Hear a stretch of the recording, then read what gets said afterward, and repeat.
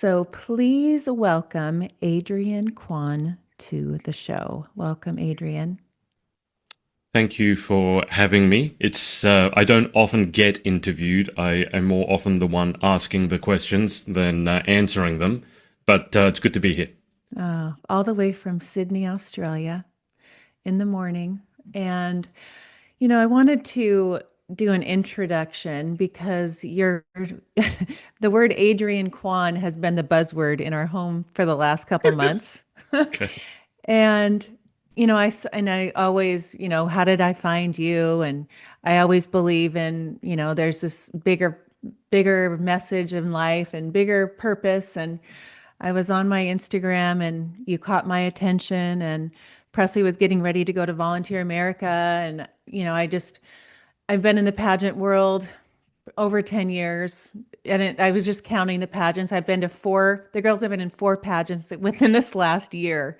So I'm very, very active, very knowledgeable. And I've watched the progress of a 7-year old up until now 19-year old. So I've watched each age Yeah. group. I've seen the progression. I've seen how it begins. And I've seen now the kind of like as a mom, I've planted the seeds, and then right now is Yeah. when you see when they start. Did it grow? Did it work? Did the flowers bloom?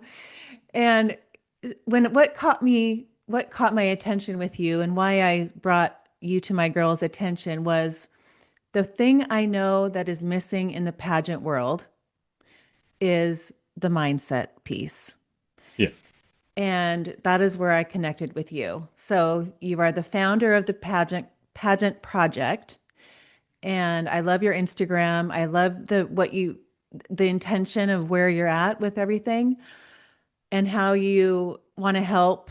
And kind of like, I'd love for us to go back because I've learned so much about who you are inside, about, violin, growing up, so smart, having these like um, epiphany moments in your like high school times, and very competitive and wanting to be the A student, the number one. And when I'm not, it doesn't sit right.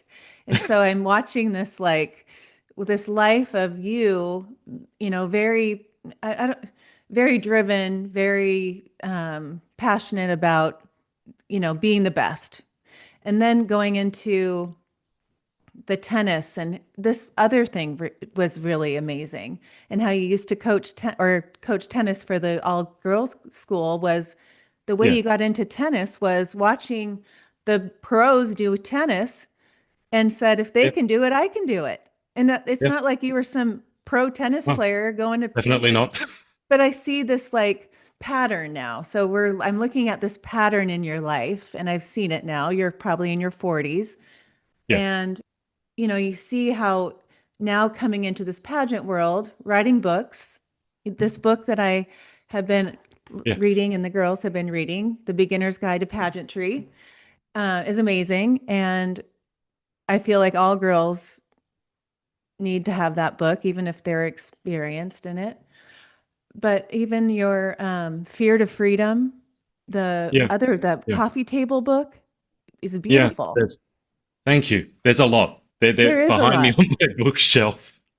And then the Tony Robbins connection, because that is to me like he's been a big part of my life, and really a lot of part of my growth. A lot of my parenting has been Tony Robbins Right. related back, that they've learned. And we've done UPW in 2020. Yeah. They were in fifth and eighth grade on when the first time he went on Zoom, and we were in the dining room as a family in the morning, like, let's go. And then I remember Presley breaking the board, and they Oh, sent it all wow. in a box and Yep. everything. And that was a whole experience. But we were experiencing 2020 as the way I parented the girls, in a way that all these other parents were like, what are you doing? Because your girls are Yeah. flourishing in this time, and my kids are like not.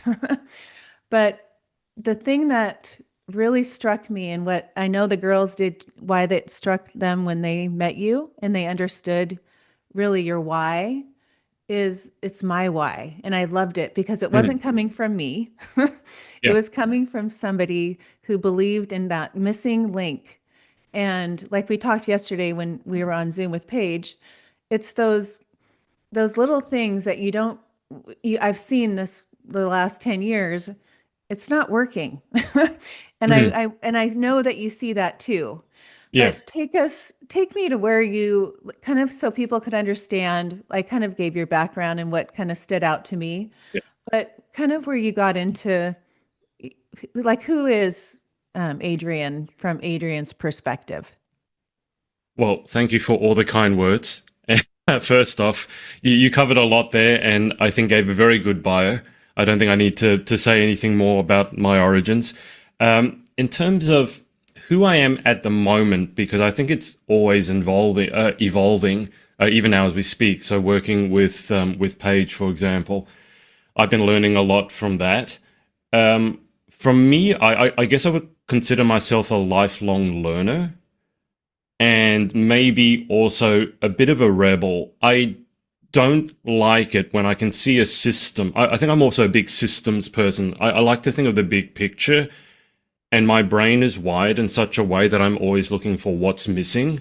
Or as you said, something that's not working, or if there's a missing piece, if that makes sense. And so I got into pageantry around the same time, and I got into interviewing around maybe 2 or 3 years, maybe 5 years into my tennis coaching journey. I don't coach anymore officially, I still play. But when I started that journey, I didn't know anything about pageants.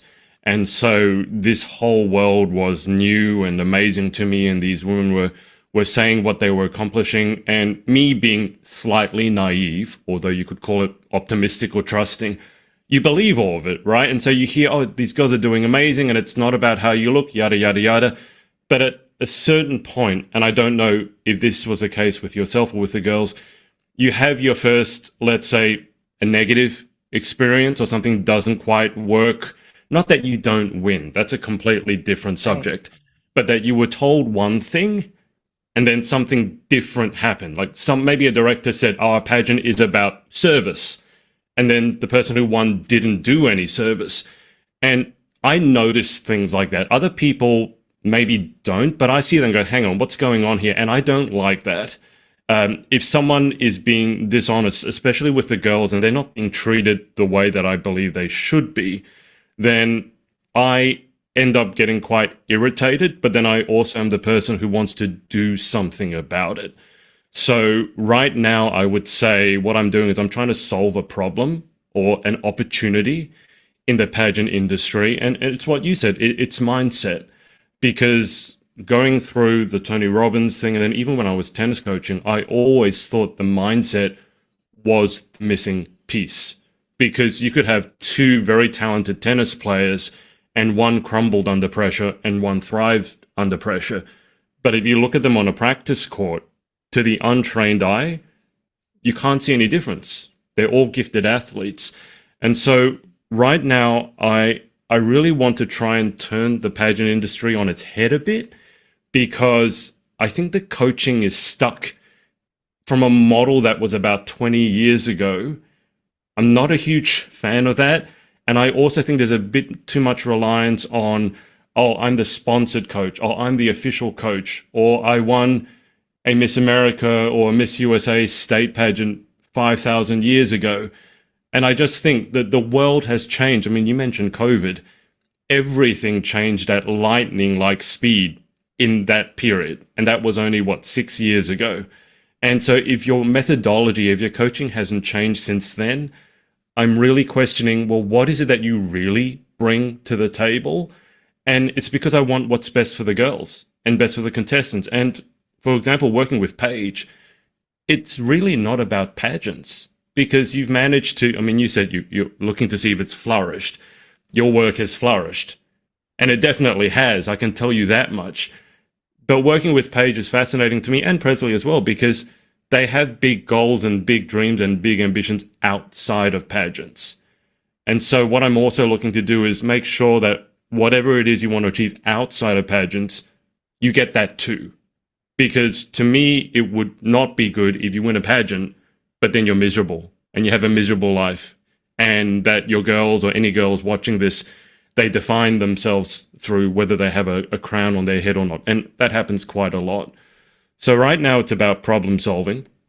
As I told you, I'm a lifelong learner, but also a bit of a rebel. I don't like just accepting the status quo. And I know I've ruffled a few coaches' feathers because I have differing opinions to them, and that's okay. But that's probably who I am in a nutshell right now. Because you're a leader, not a pleaser. That just As I told Paige last night, and you have to make your peace with people who are going to have issues with you. I put up one piece of content where I said telling the girls to just be themselves is the worst advice ever. And to be fair, probably it's not the worst advice ever. But for someone like myself, if you just tell me be yourself, my immediate throwback to you is, well, which version do you want? Do you want the coach? Do you want the business person? Do you want the crazy person who just likes to have fun? So can you be more specific than just be myself?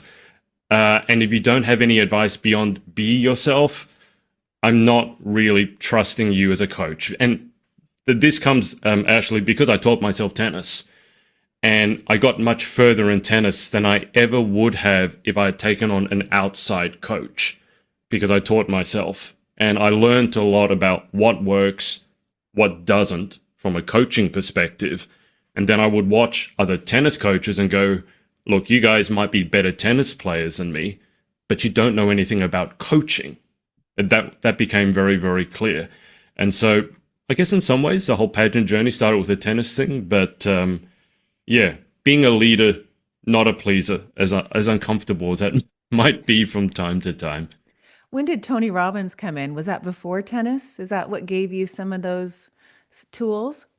Yeah, I was actually thinking about this before we jumped on, because not many people, when I say I'm a qualified life coach under Tony Robbins, there've quite a few people who don't know who he is. I think it happened. I got into personal development during college.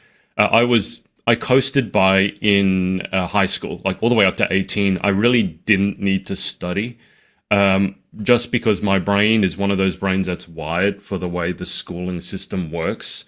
And I'm not a huge fan of the schooling system as it stands right now, but I was blessed that way. So I didn't have to try really. I mean, I studied, but I got in the top half of 1% without really putting in the effort that I probably should have.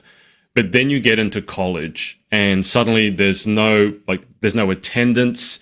You get to do whatever you want. And I'm someone, if I don't have that structure, and I was diagnosed with ADHD probably a couple of years ago, it makes more sense now. But without the structure, things begin to fall apart. And I remember, I think it was in second year that I failed my first ever subject. And that to me is not who I am. I got really, really, really aggravated by that. And so I decided at that point, look, I'm not interested in learning about n-dimensional calculus. If I can't see the reason for learning it, I'm not going to learn it. I'm not one of those people. And so I thought there was something more. And so I think back then I read a book, I heard about I think it was actually someone I was dating at the time. She was working for a personal development company. And then I went to one of their seminars. Do you remember the name of that? Way, way, way back. I think it was called Born Rich. And it was, I don't know if you know Bob Proctor, but I think he originated the brand, and there was an offshoot of it here over in Australia. And I went along to this seminar, and the ideas that you get introduced to, and I don't know if this mimics your first experience in the personal development seminar, but it just made so much sense that there was a huge, as you said, missing piece. And the missing piece, it's all in here and, in your heart as well. And that got me hooked because, as I said, I'm a lifelong learner, but only if I can see a reason for it. And when I saw what the personal development sphere was and how much I could learn from it, I really thought that could help complete me more as a human being, because I was very academically minded. And so the personal development came during college, and it actually predates the tennis and certainly all the pageant stuff.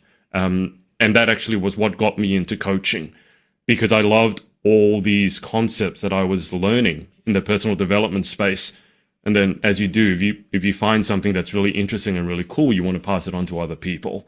And so I think that's how I got onto Tony Robbins. So it was back in college, personal development. At some point, Tony Robbins came up because he's still, I think, the name brand in the industry. And I think I went to my first UPW in the 90s at some point, maybe the early 2000s. And that was in person. And you go into this 10,000 people, Ashley, in the stadium, and they're all chanting and dancing on their chairs. And then you walk across fire and you have this life-altering experience. I became a raw foodist for a period of time. So that's how I got into the Tony Robbins side of things. And then you went deeper and became a coach underneath him. Yeah, because I saw what he was able to do, right? I mean, there would be someone who would stand up and be suicidal, and in one conversation, he would turn their life around and then follow up 5 years, 10 years later, and they were still flourishing. And as a coach, I went, well, how does he do that? And I wanted to be able to do that. And that's sort of, I know that you've seen my coaching sessions with Paige. It's not structured like with a bullet list of let's talk about this, and this. The approach more is what is something that you want to achieve or what's something you're struggling with. And then I feel that my job as a coach is to do whatever it takes to help you overcome that problem. And so I modeled a lot of things after him, even the way I speak, the way I present myself. It's not the traditional structured format, but I wanted to learn how he did what he did. And I think I think you mentioned it when you were doing the introduction. I had this belief, as crazy as it is, that if one person can do it, so can I. Mm-hmm. That you might say that was a bit delusional because not everyone has the same level of innate talent. But I just really fundamentally believed if someone else can do it, I can also figure out how to do it if I'm willing to put in the same amount of work as they are. So, yeah, it's been a while now, my Tony Robbins journey. Where did the two suicide attempts come in? Or whatever thoughts? Because I was like, what the heck? Yeah. You do not remind me of that, by the way. No, it's funny because, well, not funny, although I use that word loosely. The first words in my From Fear to Freedom, which was the book I did about mental health, the first sentence was, it's a funny thing contemplating taking your own life. It was a sequence of things that built up. I think as well adjusted as you can be, there are certain things that just, if you don't address them, they build up, build up, build up. And everyone, I think, has a threshold. Very similar to how physically fit you are. At a certain point, it's too much and then you need to stop. So I remember I was tennis coaching. I got let go from my coaching job very unfairly because the head of PDHPE had a thing out for me. And, well, I was treated very unfairly, so dismissed unfairly. Then my girlfriend broke up with me. She told me, I remember this, I love my dog more than I love you. Oh, geez. There are certain phrases that stick in your mind. Right. And then, unfortunately, my sister at the time, my younger sister, I think she was about early 20s, she passed away very unexpectedly from diabetes. She was in hospital, but we never thought, oh, she's going to pass away. It was just a routine checkup. And so those things built up. And then it was specifically on New Year's Eve. I was in my apartment by myself, feeling like I'm all alone because all these things have happened to me. And I'm not someone who really openly talks about that sort of stuff because I like helping other people solve their issues. And if I talk about my own issues or grievances, I feel like, not that this is accurate, but I feel like, well, if I talk about myself, then I can't help you. And I've since realized that that's not a good way of being, but that's how it happened. There wasn't an attempt, to be clear, but it was I remember I was driving along, and this is a bit dark, but take it for what it is. I remember driving along a road and thinking all I would need to do is take off my seatbelt and drive into a pole, and then it'd be over. But sometimes it's the most well-adjusted people or the people who are helping others that you don't realize that they need help themselves. And I'm not blaming anyone, to be clear. I don't believe in a victim mindset. It's me who should have been wiser and been more proactive about that. The gift of it, actually, has been that if someone's in trouble, I can sense it very, very quickly. I have a very dear friend, and I was talking with her, and I said, Is something like you seem a bit off? What's wrong? And then it turns out, there was a lot of things going on, but she had never mentioned it. And so I don't like victim mentality. Having said that, there are a lot of issues in today's society, and I'm sure your girls have gone through this, and social media has, I think, exacerbated this, that mental health really is an issue, and you need to know how to deal with it. You need to know how to deal with online bullying and social media and comparison. But yeah, that was a long, long time ago, and the world has done a few revolutions since then. Wow. Yeah, that was a surprise to me. Yeah, Watching you, trying to explain to the girls, like, it's the result, finding your why, all the words that I totally see that. But mm, it's there's like a switch that flips for girls. And I watch your mock interviews and I watch some of the videos that you've done where yeah, you see these girls and it's like you see the potential. You have this humor. I see your intuition. I see the connection that you have and how these girls are gravitate toward your energy. yeah, And that is such a positive attribute when what you're doing with these girls. And I know that part of you is what pulls you to want to do it more and to like it. I can see it yeah, fuels you, like I can watch, like even the way you work with Paige, like to watch you. And I know her personality because she's so driven and she's like the eye of the tiger kind of girl. And yeah, I only want to work with people like that too. But yeah, she's like this. So let me explain this. So this morning we were up till what, 9:30 with you. She had yeah, been up since, 8 because she had to do her pageant coaching, the yeah, modeling. Then she had to be at Pilates from till 6:30, ate dinner for 10 minutes, runs up to get her shoes to do her walk for you. yeah. And then I'm watching her and I'm just like, it's no, there's no complaining. And, No, and so, and that's one thing, like, please don't complain. And I know you don't, that's one yeah. word. I'm not I really don't listening to like you. it. No. And then there shouldn't be that. If you're going to be doing something and you Yeah, have that eye of the tiger, then that should yeah, be not even in your vocabulary. exactly. So we left with the AI thing and went to bed this morning, 6 o'clock. She was like, "What's 10 minutes? I'm just gonna get to the gym." She's all ready to go with her bag, goes down. And I was just like, wow. And my husband's like, wow, like what is her end result? Like what is she working toward? And and then we started doing, and I was explaining kind of how, like when you work with somebody, when you see a person in this, Mm, I mean, in this case, the pageant world, someone young and trying to figure out, kind of growing into her Miss division, it's a different yeah, experience, and I think this world now, I think the pageant systems are complete. I mean, I've watched it change within the last 3 years. It's like been a big yeah, shift. But then we bring the AI in. So this morning, 6:15 in the phone calls me up. Mom, we're not talking anymore. We talk on the phone all the time. We're gonna do instant questions from ChatGPT and work on my onstage. And it was so fun. So we yeah. did like probably 4 rounds on our way to the gym. Wow. So Wow. yes. Okay. But it's like I think what I've seen, and I know like if anything in my life, mindset, like you say, is everything, and you haven't been a parent, but Yeah, what sets my girls apart is, and what I've seen and how I've grown my business is people are like, and why I go to schools here in San Diego to help these kids that maybe the parents don't have the same tools as me, so I get to teach sure. them. And that's that missing link. So Yeah, I think that is in every single thing. If people understood that the basis in your life with confidence, the way you view success, the way you view anything in your life, it comes to your mindset.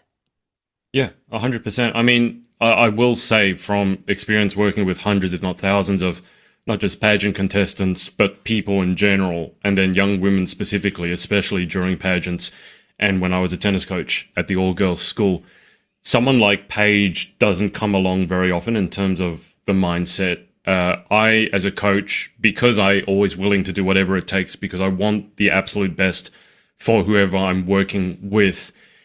The number one thing for me is if I can find someone who wants it more than I do, and I want it a lot because I'm highly competitive and highly driven, and I come from a background where first runner up is first loser. I'm not saying that that's a mindset you should have, but I remember growing up academically, coming from an Asian family. I would come back every day from school, and my mum would ask, "Did you have any tests?" Yes, because you couldn't lie, right? You absolutely could not lie. You had to be honest. I still believe in that today, by the way. That's why I'm such an advocate for honesty and transparency. But did you have a test? Yes. What'd you get? And no matter what score I told her, if it wasn't 100, she would say, well, why didn't you get 100, right? Then 100%. Then the first time I was so excited, I thought I got this because I got it 100%. So I was excited to get back home to tell my mom, yes, I got 100%. But she didn't miss a beat. She said, did you have a test? Yes. What'd you get? 100%. The follow-up question was, well, did everyone get 100%? And so that sort of mentality has been bred into me. And I think competition is a really healthy thing, but it's directed at myself. It's not about wanting to beat everyone else. I feel like I want to be the best person I can be. And I can see that very clearly with both your daughters, but especially with Paige. Every time I get on a call with Paige, you can tell that she wants it. And she's in a transitional period of her life. She's still, I think, uncovering exactly who she wants to be. I mean, she's so young, 19. I mean, most 19-year-olds have no idea what they want to do with their life. Right? And, I give a lot of credit for that to you because you help the girls develop a vision for their lives. But she's someone who will work. And I think I gave her this analogy. I said, if you're on a big boat, I think I said a houseboat, and you got this giant rudder, the rudder doesn't help you change direction unless you're moving. You need to get moving first, and then you course correct as you go. It's ready, fire, aim. It's not ready, aim, fire, because then you never think you're ready and you never do anything. And you get to play it safe because it's all in your head and you never fail in your head. And so what she does, and I gave her a lot of credit for this, is she will do the work. She's doing the work, like going to the gym. That Sunday that she had, I got her to tell me what she had been through that day. I got tired hearing it. I know. Right? How much she had done on that day. But she's someone who does the work, and she's very committed to, I think, the process and uncovering who she is. So as much as I like working with Paige, I'm super excited to see how she will be or who she will be in a year's time or 2 years' time or 5 years' time, because it's really, really exciting. But someone with that intensity and drive, they don't come along very often. I can definitely tell you that much. Yeah, watching her since she started when she was 8, and it was this little postcard from Nam, and we went to the hotel down here in San Diego, and we sit through this speech. I'm like, let's go, girls. We're gonna go to the bathroom. Wink, wink. And we go out there, and I'm like, okay, let's go. And Paige is like, no, Mom, I want to do this. And I said, you do? And she said, yes. And she used to be the girl that would hide behind my leg. I had to go to therapy to figure out how to cut the cord. Like, it was like, I can still go, why? I went to therapy to figure out how to get this girl to be able to get off my leg. Yeah. But she wanted to do that. And so I always look at, as a mom, like just the little things that their soul that called them, right? Like that postcard called her. There was something in there that I feel like her soul, that was what knew that she was going to do. And then, her sister was 5, and but after she saw the first one, then the next year she did. But, the first year, Paige is in the car crying the whole way home. I said, if we're going to cry, we're not doing this. It's like, and then the next year she got like 3rd runner up. So excited, but Presley did it. She's crying the whole way up, but that doing it together too has been a fun journey, but learning how to lose. And when I say lose, I don't think that they've ever lost. Yeah. And that, like growing up and learning that as that young child, and being the mom, watching how they can be happy for others, praise the ones that, that have done the work, or that may have had coaches that when, I did it all for them. I didn't know you had coaches, but just the journey that takes you on when you're when you're a mom and it's you see the like with Richard, he's like, the investment of a pageant is not cheap. And I mean, I Yeah, don't mean that all sports pretty much are, if you have a child in gymnastics or yeah. cheerleading, you're spending money, but it's an investment. And each time we sit together and he'd say that was the best investment to see Mm. like the way it's brought them so much confidence. They want to serve in the community. That alone would not, that little postcard, has Yeah. given her so much. Yeah, I have noticed that pageantry attracts a very certain type of person in a way that no other sport or industry seems to, and specifically people like Paige, who are very driven but also have a heart for service as well. So it's not just about me, me, me, me. But I keep saying, and I think it's important to say this, it's because of the girls themselves and what they bring to the table. That's why they're growing as people. I don't thank the industry for it necessarily. I think the girls, when they do the work themselves, like Paige and like Presley, they're doing all this self-discovery. They're going to the gym. They're working on their interview skills. They're working on their walk. That's all them. I understand they're doing it for a pageant, but I don't give too much credit to the pageant itself. I think it's the tribe of young women that get together and compete, and they're pushing each other to be the best Yes. versions of themselves. And sometimes I think there's way too much credit hogging, and whether it's with coaches, which is really a big bugbear of mine, and coaches say, oh, they will imply that that girl won because the coach Yeah, somehow was so great. And I me really too. dislike that. It's one of my big Me pet too. peeves.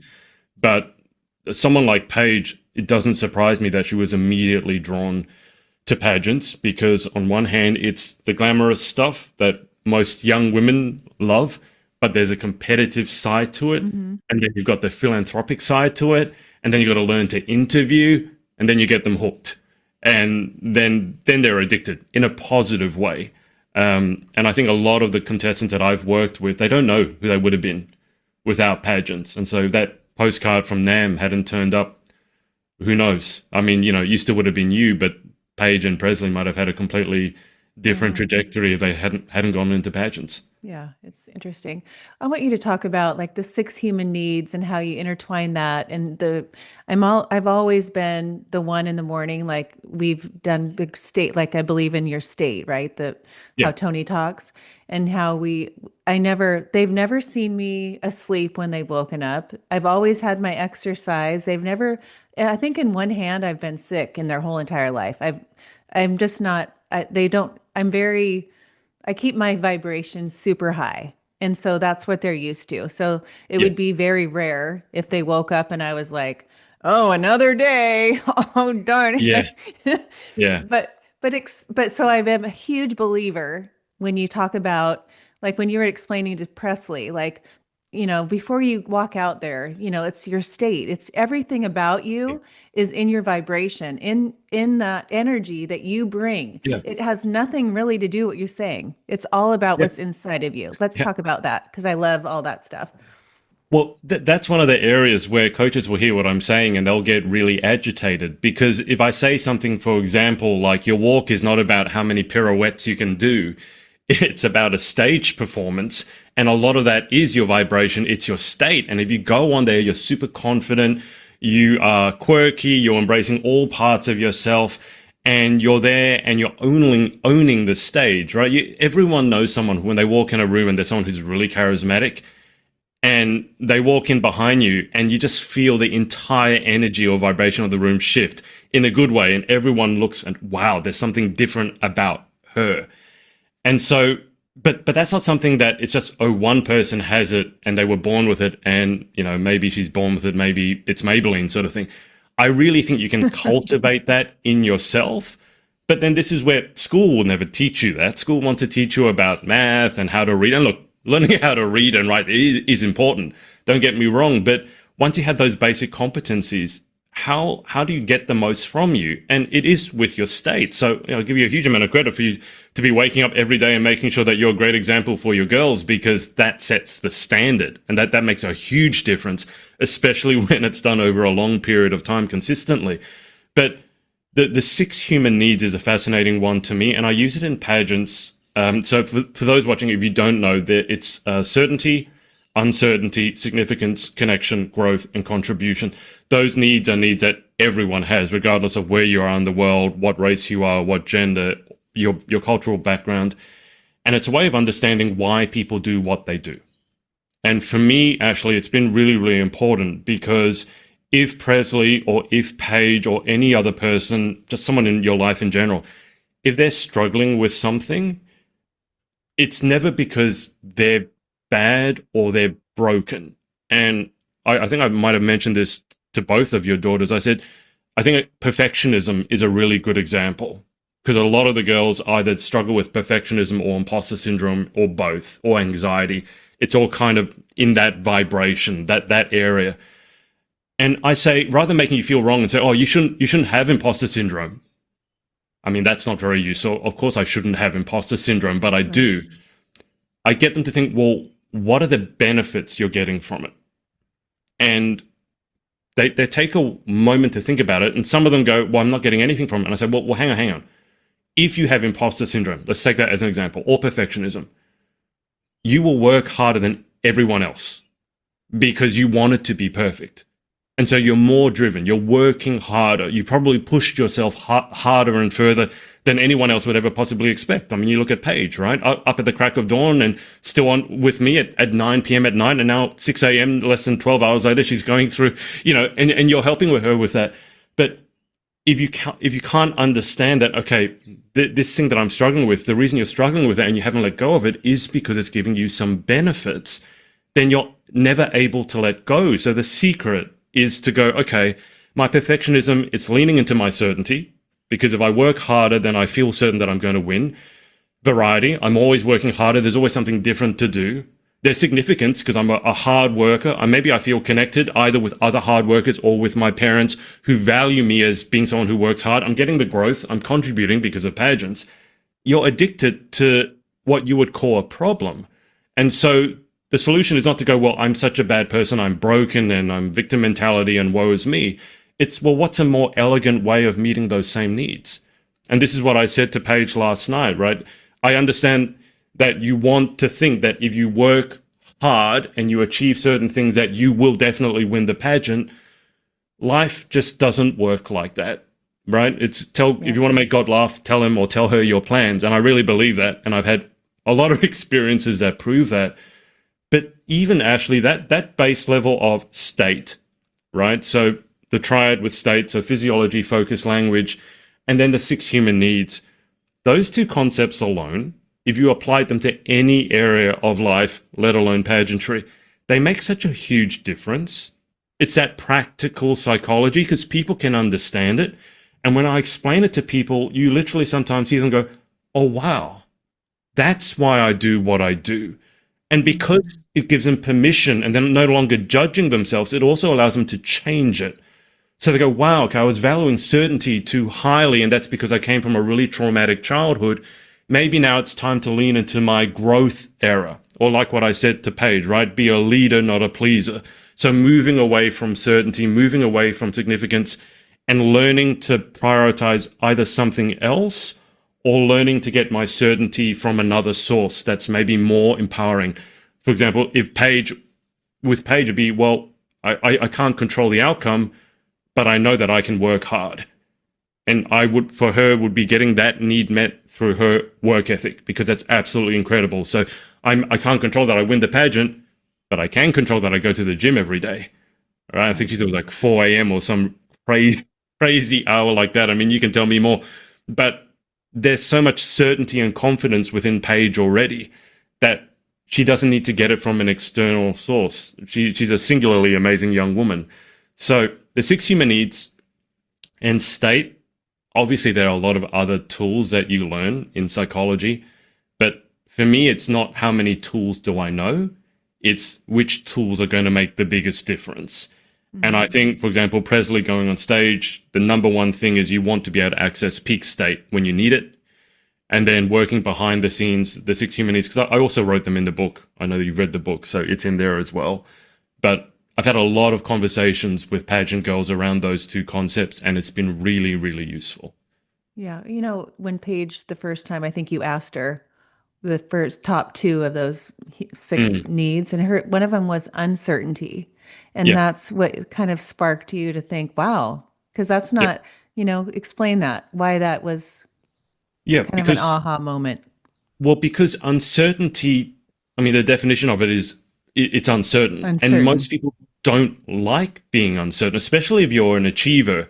You want to think, oh, if I can do this, this, this, and this, if I work really hard, if I wake up at 6 in the morning every day, go to the gym, if I eat a certain way, if I follow my meal plans, I do the workouts, then everything will work out the way that it's supposed to. And that's a certainty need. That's a control mechanism. There are very few people who are comfortable with being uncomfortable. And I kind of dislike that phrase because it's used so much. But if you Mhm. really apply it to your life, it's really a game changer because most people are so driven to control everything. So if there's anyone who's driven or can at least appreciate how important it is to lean into, okay, I'm not good at this.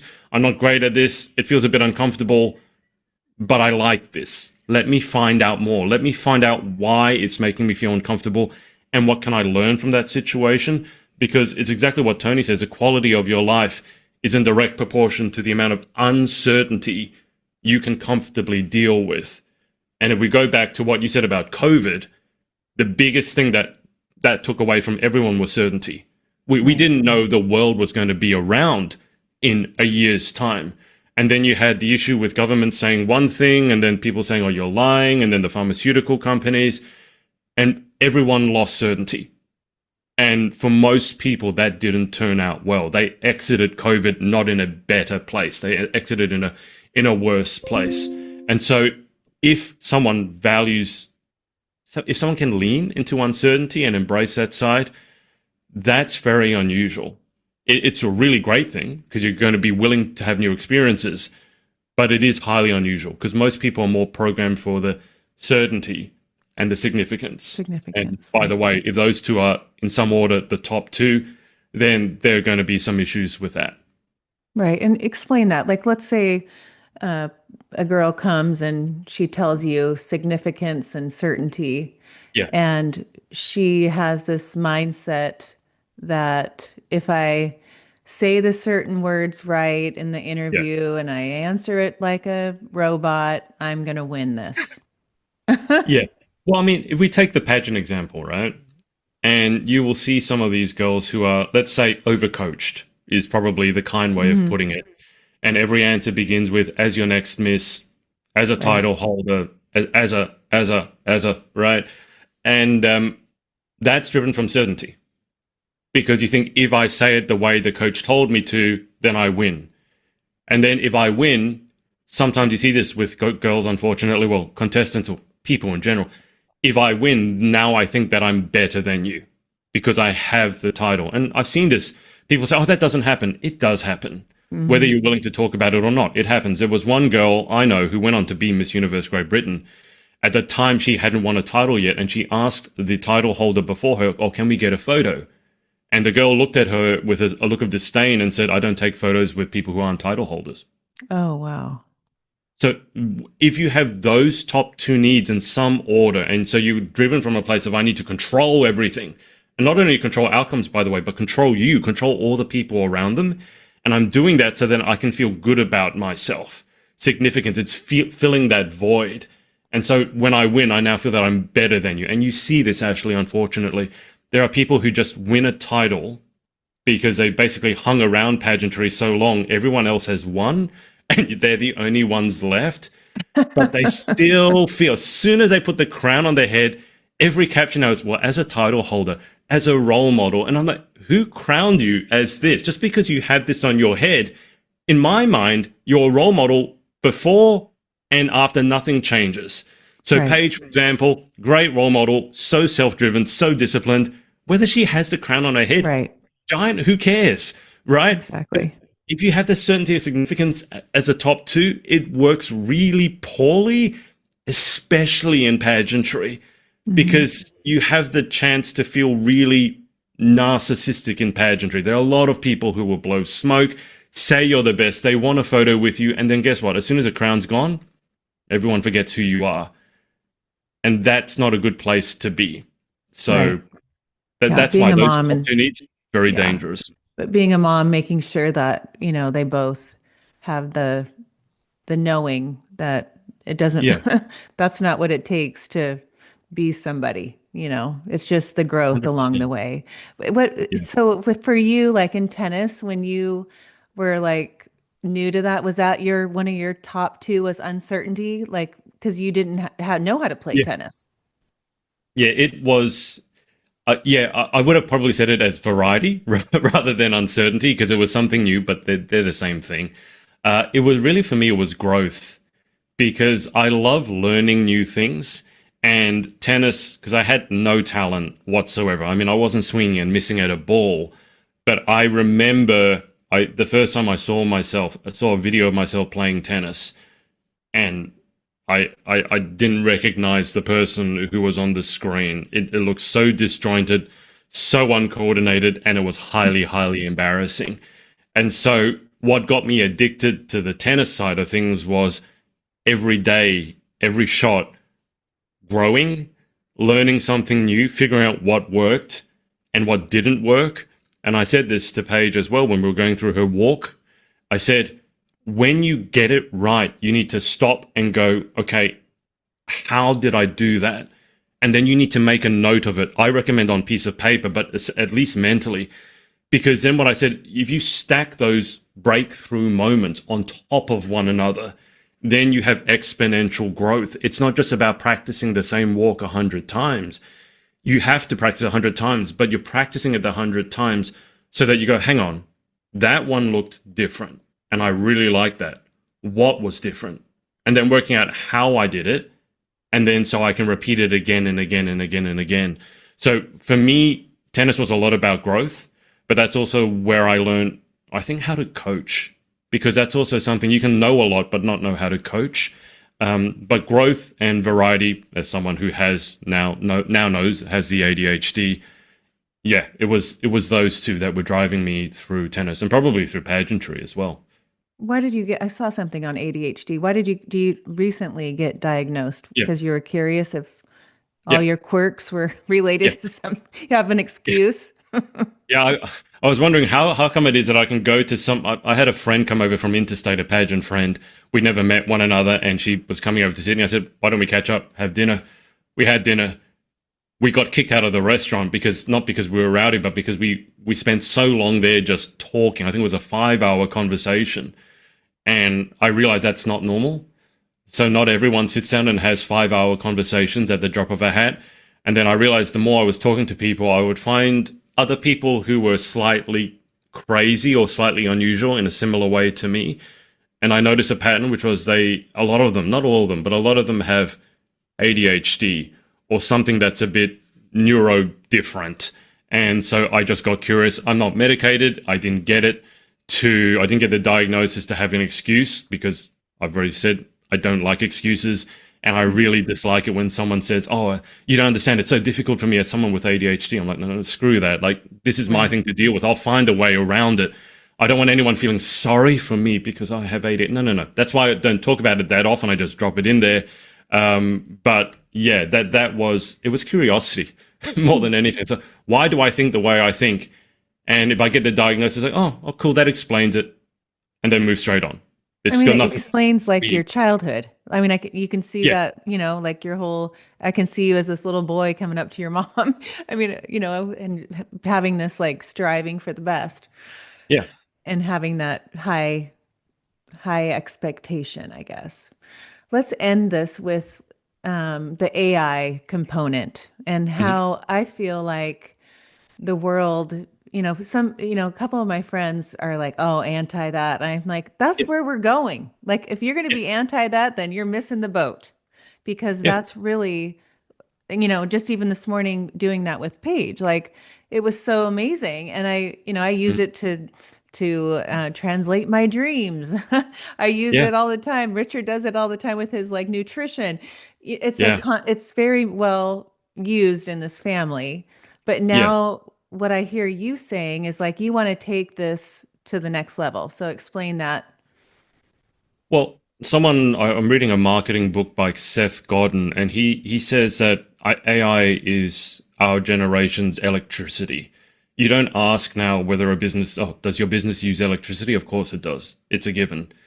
Everyone is going to be using AI, whether you like it or not. And I feel it's interesting because if we go back to uncertainty, I think AI has introduced uncertainty to a lot of people because it may very well replace entire industries and a lot of people will be out of a job. Now, I'm not saying that's a good thing, but I always think of the end result in terms of how could this be beneficial for people? And you've seen it now in your own life. And then me introducing it into pageantry and Paige using it on voice mode and things like that. It can enable you, especially if you're a self-directed learner, like I am, like probably yourself, like your husband, like Paige, like Presley. It can cut you loose and you can ask as many questions as you want and you can sort of get that itch. You want to learn about something. You want to know why you failed or what you need to do to improve. It will have that conversation with you and be completely unjudgmental, unlike a person very often is. And so I can understand why some people have certain qualms about AI. Don't get me wrong. So plagiarism and the impact on the environment, I think those two.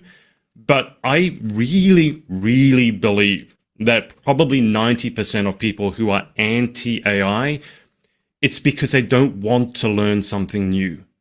And rather than saying to you, Ashley, I don't want to use AI because I'm old and boring and I don't want to learn something new. No one wants to say that. So, oh, AI is bad, AI is evil. Well, I think a lot of it is determined by how you use it. I mean, any tool can be used for good or for evil. But I can't think of one person who wouldn't have a productive use for AI. I mean, even you said, I think your husband using it for nutrition, right? If you were following a keto diet and you wanted your macros, you can take a photo with it, take a photo of a product, and it can tally that up for you. It can analyze your pageant walk. It can do mock interviews with you in voice coaching. It can proofread the transcript of a book. So I understand some of the reticence behind it, but as I said, I'm growth-minded and I'm a bit of a rebel.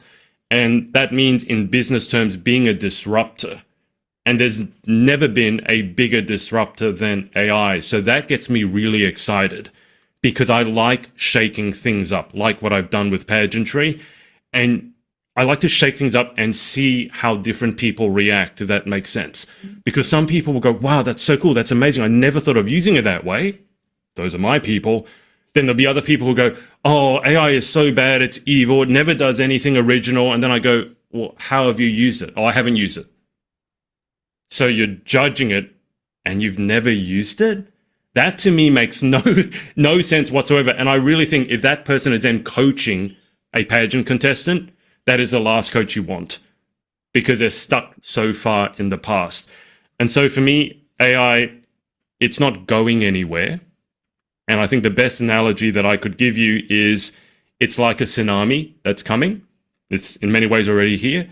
And you can either get crushed by it or you can surf the wave, right? It's all on how you view this thing. And I want to be someone who's surfing the wave, not someone who's just going to get crushed and wiped out by it.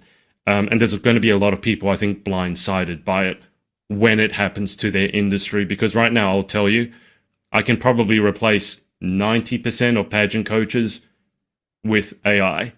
And I don't say that lightly. I really, really mean it. And I think that should be a wake-up call. I think everyone should start working out how can I use it for good in my life. Right. Yeah, I look at how it's used. I mean, like I said, in this family, but how people try to avoid the the takeover. I guess, it's like our life, it is fast. I look at, Paige is 19 in 2006. I didn't have an iPhone, and now, that's all these kids have known are this technical stuff. And, and I'm 57 and, I'm like raised in the 70s. My whole life, half of my life has been, or 3/4 of it. It was a different world. Right. But I think you and I, so I'm in my mid-40s, I like the fact that I was born and brought up in an era where we didn't have those distractions, because I think it was like I was saying to Paige in terms of answering that on-stage question, I like the old-fashioned respect, manners, family values, actually sitting down and having meals together. I like that. But because I've worked so much now and you've got daughters, so they keep you young, right? You have to learn what Instagram is, what podcasting is, all this stuff that didn't exist 10, 15 years ago. And so I really feel like you have the best of both worlds, because today's teenagers or the young women growing up, if they don't have someone such as yourself as a parent who's actively invested in their growth, then they just spend all their time, in front of Oh this. yeah. And Oh. everything is this. And not that I feel like I'm an authority on parenting, but because I work with so many kids, the number one thing that really irked me was when a parent did what I call parenting by proxy.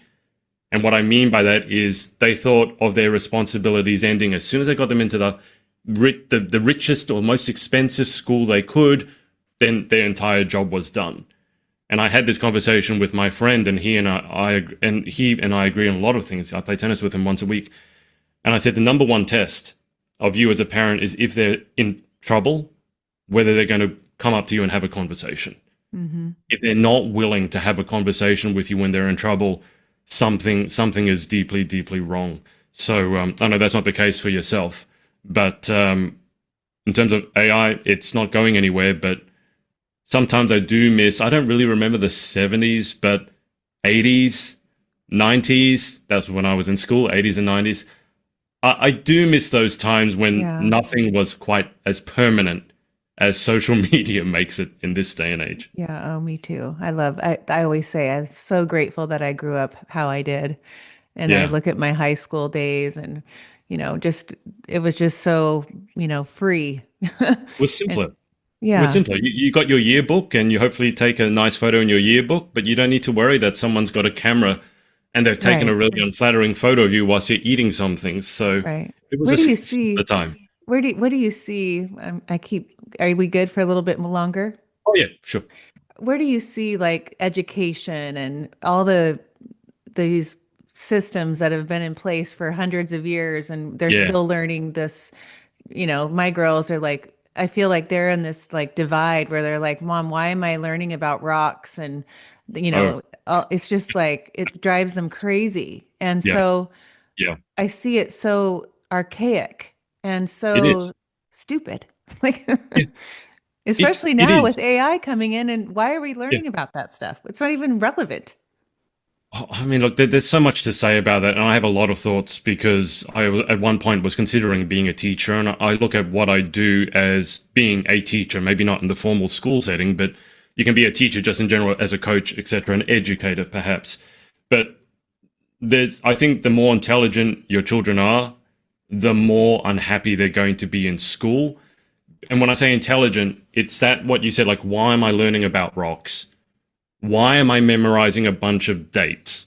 When, if you ever ask me what day was Independence Day, or when was Australia founded, right? Or when's Australia Day? Look it up. I've got the answer. Why do you want me to memorize this? And the bigger the system, the harder it is to shift. But this comes back to why I said I'm a big fan of being a disruptor and being a rebel, because I want to be able to say, look at this education system. It's not working, right? I can replace this teacher who's boring the kids to death. I'm not saying they're a bad person, but they don't know how to teach. They don't know how to engage. I could replace it with an AI video that's much more engaging than this person and do it within 5 minutes, and it costs you nothing. Right. So then you have to think, okay, why aren't we doing that? Because surely we want our kids, your kids, you want them to be engaged. There's nothing worse than them thinking of educational learning and having a negative association with that. So I've seen a lot of people, young people now, more and more being homeschooled. I think that's a bigger thing in America than it is in Australia. But if I was to have children at this stage, I would be very much looking at, okay, maybe I might educate them at home. Obviously, there's a social thing that needs to be addressed. But schools are so far behind, Ashley. And the schooling system as it stands now is back from the industrial days where everyone was in factories and you literally just had to do one thing. Like you just hammer a nail, hammer a nail, hammer a nail. You don't talk to your neighbor, hammer a nail, and then the next person turns a screw. And that's what it was programmed for. That's where the school system came from. You sit down, you shut up, and you just do one task. You don't ask any questions. that is not the world that we live in now. And so it doesn't surprise me that any semi-intelligent, self-aware young kid would just go, why am I sitting here learning this? I can replace you with a phone. And so I think the education system is going to have to change. I don't have a great deal of faith in it happening just because it's so big. But I'll give you a final example. When AI came out, it was only a matter of time before colleges and schools started offering AI courses. And if you know anything about AI, you know that's farcical and laughable right up front, unless you're actually teaching programming. Because by the time you get through a 6-month semester, the entire AI industry has changed. I mean, there's new apps coming out every day. So to think that you somehow can teach the young kids how to use AI, it'd be like, most parents who've never had social media trying to teach their kids how to put up a post on TikTok. It's not, and that's why it's such a confusing time, because parents and people who were born in the 70s, 80s, they do have a lot of things to teach in terms of values and the importance of being able to connect with people. But the new generation also has a lot to teach us older generation in terms of social media and podcasting and being able to get your message in front of hundreds and not thousands or tens of thousands of people. And so, as I said, I'm a self-directed learner. I think the education system is very, very out of date. I have a lot of respect for teachers. That being said, I think what's best for the kids is going to be what's best for your country, for my country. And I think the future is going to look very, very different. I think people will learn at their own pace, learn about things they're interested in. And I think we have to teach them things that are much, much more relevant. That being said, I think what we talked about in terms of psychology, values, health, I think that should be taught a lot more in schools than history or rocks. Yeah. Oh, don't get me started. Oh, Adrian, it's been so fun. And of course it goes by so fast, but where do you see, what's your vision of Adrian? And do you do that kind of stuff? Like, do you see, visualize and where you're going to be with this, platform? I would love to be, so I reverse engineer. I like to think of the big goal and then work out the steps that I would need to take in order to get there. So one thing I definitely would like to do is be able to go to the United States more often and actually take in these pageants in person.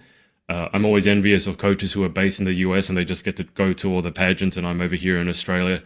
And, I have the girls saying, oh, the live begins at this time and it's 3 a.m. for me. Oh, right. So I would like to do that. I would also like to continue shaking up the pageant industry, and I have certain plans in place to do that, revolving around technology and AI usage, because I'm very unhappy with the way that certain things are at the moment. I feel it's very similar to the education system. I think it's broken in a lot of fundamental ways. Maybe not a lot, that's unfair, but in some very important fundamental ways. And then I want to get into AI education as well, because if there's one thing that I'm good at, it's taking something that's complex and making it simple so that actually helps people. I think a lot of people are good at taking something that's complex and making it even more complex. Mm-hmm. And then no one can understand it. So, teaching people about AI and how you can actually use it practically, whether you're a mum, a business owner, and just start it, take it to the supermarket, have a grocery list, those sorts of things. Because there were a lot of people who got into AI early on, and before AI, they were into crypto. Before crypto, they were into real estate. And they always say they're now an expert at the new thing and they've never done anything. And so I want to put in basically what I do with pageantry, but in AI as well. And of course, there'll be some overlap. But those two are going to be the areas that I really want to deep dive into. But hopefully I get to, meet you and your family at some point in person. That's really what I envisage myself doing. So a lot more traveling. Now is perhaps not the best time to do that. Oh boy. Right. There was something horrific happening, I think, at LaGuardia Airport. I think an Air Canada plane landed and crashed into a fire truck, and it's terrible. But now is probably not the best time for international travel. But when things settle down, I would love to be doing that. I love working in person with people. I've gone as far as I can in front of webcams, and you've seen that, with videos and all that, and that's cool. But there's something different when you're in the room with someone else. And so those two areas continued in the pageants and then also AI. That's where I see myself going for the foreseeable future. Yeah. You know, you have this, how do I explain it? This interest, this like you can nail in, like with Paige, for an example, with both girls, but like what I watch you on the videos now, Yeah, you have this way about you that you get there, you get in there, and it creates for her even more of, I think it's because you do make it easier for her to yeah, understand. But I see this fire lit, and I know when you're saying she looks at you like she's this blank wall, and you're like, "Are you even listening to me?"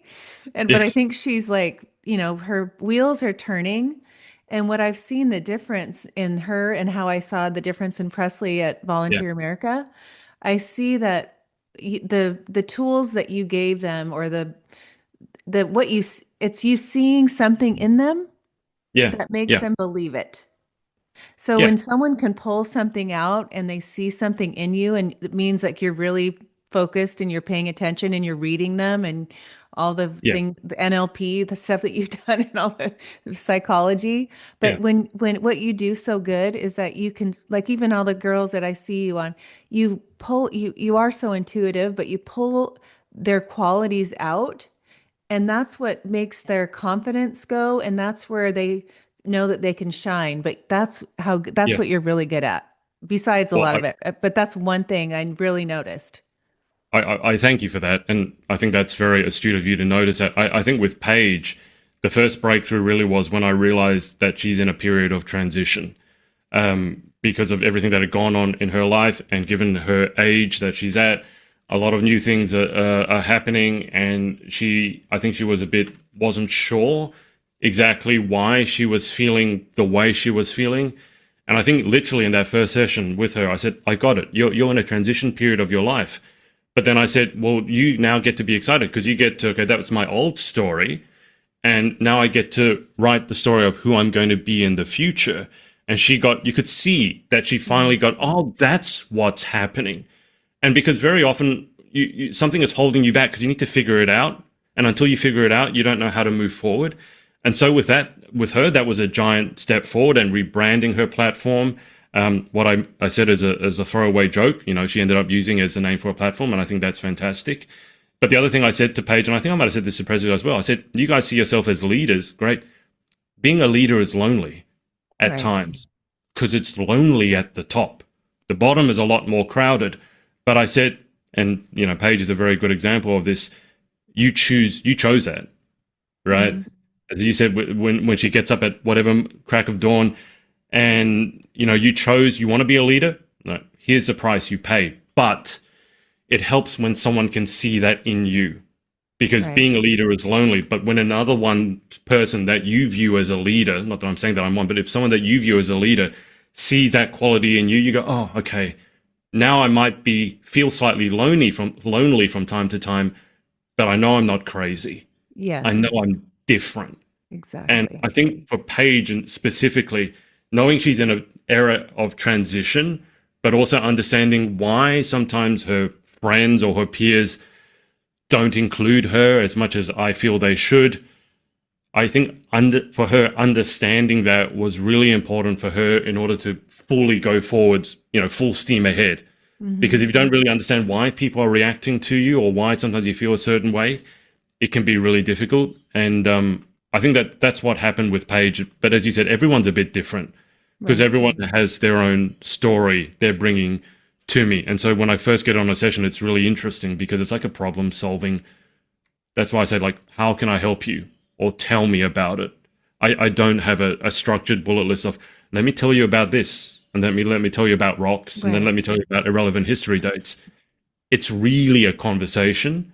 But yeah, it's been amazing working with Paige because and Presley as well. I don't want to leave Presley No, out if he I know. watches this, but I've spent more time with Paige in a one-on-one setting, and her drive is, I I mean, it must come from you, right? She got it from somewhere, and she must have got it from her mom or Sure, her I'll take dad or it. both. I'll take it. But when you realize that you gave her clarity, like and it Yeah, almost you gave her this like sense of it's okay. And yeah, this is now that was that mountain. Now I'm down here in this valley and I'm going to crawl yeah, this mountain and it's yeah, okay. yeah, He sees me. That's what it is. You see them and you acknowledge it. And then it's not, and I even look now when you were saying that, the times like the weeks leading up to really finding you and yeah, having these discussions before her light bulb went off or before she gained clarity on yeah, this is a transitional period in my life and it's okay. yeah, It was the tears and we went very emotional. And to be the mom who's trying to explain, the no's and the stops and the why is yeah, this happening? And so we got to you, magic mom found you. Like bring Adrian in. And it was like that moment, it just like it's changed. It really like just to see her energy from 8 a.m. until 9:30 and then 6 a. It's like yeah, she has this, she's motivated because it's okay. Like yeah, you see her and she's yeah. not going to disappoint you. Like she's I all I get in. that too. Yeah. It's the story because Tony talks about this as well. If you're going to have a breakthrough, it's either in the area of state, which we talked about, story or strategy. I think strategy, if we look at pageants, is very overrated, like how to walk. Okay, that's fine. But state, as you said, hugely important. Waking up before your kids do and letting them see you in a high vibration, really important. The other big one is story. The story as to, so for example, if Paige was having a hard time and there were tears, what's the story behind that? Is it that I'm so sad or that I'm so broken or that no one will ever understand me?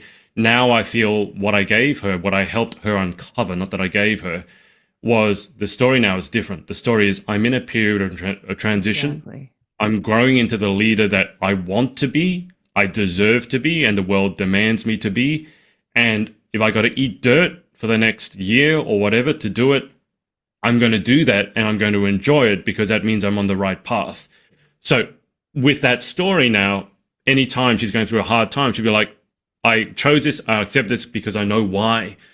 Whereas when you don't have the story and you're just going, why is everyone else having it so easy? Everyone else is going to parties. They're all talking about this and that. They're all having it so easy. Why am I here? Because the tears, I would guess, and you can tell me if I'm right or wrong, they probably weren't just sad tears, or there probably was some of that. It might have just been frustration as well. Because, Very. when you really want something, but you just don't know why you keep butting your head against the Yep. wall, it's really frustrating, especially as someone who's intelligent and wants to achieve and is an achiever and defines himself as an achiever. There's no worse feeling than I'm doing all this work and it's not happening and I don't know why. And those are different tears to, oh my God, my boy, this boy doesn't like me or whatever. And that's a different story. But it's the story that shifted with Paige, which I think was huge. And I only got that maybe an hour into our first conversation, or hour and a half, where I finally got, hang on, I know what's going on here. But it took that amount of time to understand what was going on. And that's what sessions with myself are very often like. I don't feel like I can really help you until I understand you. It's like I can't remember who said it, but to influence someone, you first need to know what already influences them. And so if the only thing that Paige got from, if I never see her again, if she got clarity, that's absolutely huge. Yeah, for sure. Oh, thank you. Thank you. Thank you. Thank you for your time. Is it in the You're welcome. morning? Yeah. It's 11 a.m. It's very, very Okay. civilized. Okay, good. Tell everybody how to find you, your Sure. books on Amazon, all Yeah. the good So things. thepageantproject.com, that's the best and easiest way. And then the Pageant Project on all socials. If you want the books on Amazon, I mean, you can find all my books. You just go to Amazon and look up Adrian Kwan, Kwan, or The Beginner's Guide to Pageantry. I think, as you mentioned, it's maybe the name's not great because I've had a lot of people read it and they're not beginners. They're really not beginners. I had Crystal Foot pick up a copy and she was third runner up, I think, at Miss USA. So, but she's getting a lot of value from the book. And I think it's because of all the mindset and the psychology stuff. Oh, But for sure. 1,000,000%. yeah, and And I really I feel think like you had Paige make sure she read that chapter yeah, before she came on. And I'm yeah, so glad you did because you know, when I look at like just from the beginning of this conversation, in all of aspects of life, if you don't have that mindset, Exactly. you're a Exactly. floater. I don't know, like you're Yeah. just floating around Yeah. in life, thinking what's gonna fall now and what's gonna But happen tomorrow. no one was talking about it in pageant land, and I think the level of mindset expertise was think positive and be yourself. And I was like, we can do better than this. Hmm. Okay, we can do better, and I think that's what a lot of people have reacted to and are beginning to recognize. And that's my niche. Yes, I love it. And tried to work. It's funny because the girls would say, "Mom, you're what you talk about with us." A lot of girls that's not really where no one really understands that. Yeah, And I think we're getting there. yeah, That's the direction I hope that we're getting to, that we're going to be understanding that is the little part that people don't understand that needs to be understood. 100%. And you I feel like that's the most important, like you do. So I'm on the same page with you, Adrian. That's Forget I the appreciate that. walks, forget the, like, I mean, seriously, you're right. You can do your walks, but if you have the state and you know you're Yeah. confident, you know your stuff and all of the on-stage question, the interview questions, like we talked last night, Well, you, yeah. you don't You have saw to, that I would answer it slightly differently than maybe a pageant girl would, but that comes from a place of state and my story about who I am. And it's all that mindset stuff we talked about. I mean, I saw Paige's walk last night and it's already immaculate. I mean, she's got to learn the routine, but that's just a case of putting in the reps. But, I mean, her walk is already so great. I think it's doing a disservice to a lot of these pageant girls to think that they need to pay tens of thousands of dollars of coaching for coaching when their walk is already great. And what's missing is not more walk, or it's not even more interview coaching. It comes from a place of you got to shift something in here. And until you do that, everything is just going to be 10% or 20% as effective as it could be. And put it this way, you're not being the best version of yourself because you right. need to get out of your own way first. And so if I can help anyone in that aspect, that's the most exciting part of what I do. Yes. Thank you. Oh, thank you. Thank you. We'll You're do welcome. part two after we see how Paige is in the girls are. Thank you.